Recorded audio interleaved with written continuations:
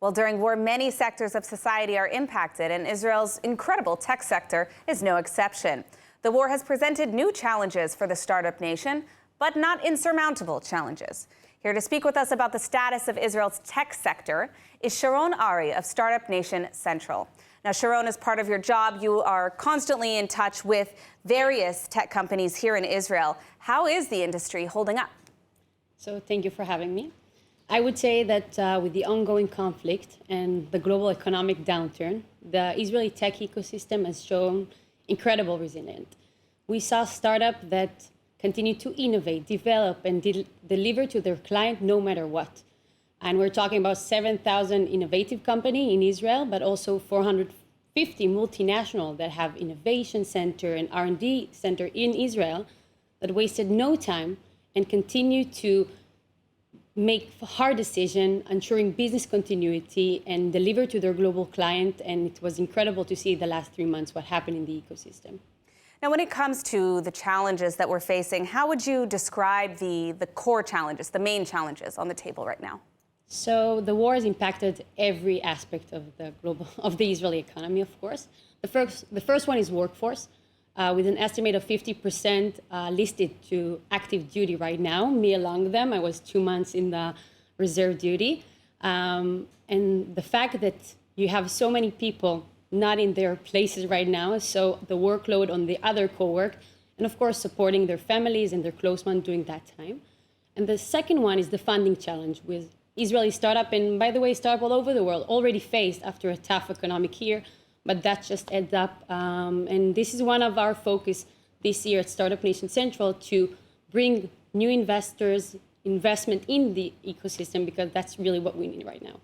I was just going to ask you, actually, what are the factors that are contributing to the Israeli tech sector's resilience and ability to continue production and all the work they're doing right now? So we identified 3 main factors that favor the tech ecosystem in Israel.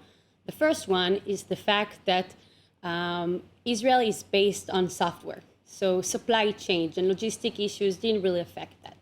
The second one is that the demand for tech is still high and hasn't changed by the world. It's not like COVID-19 when the world stopped. The world continued. So we had to continue to deliver, and global clients are consuming Israeli innovation every day.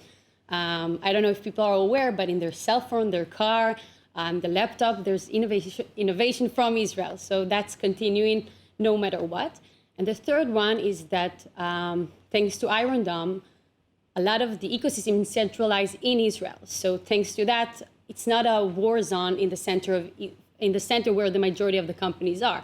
It's not in the north or the south. So that allows us to continue to go to work. Children are going to school, and see that business continuity going on in the sector. Now, what about the impact of the war on investments? Has that changed at all? Yes, of course.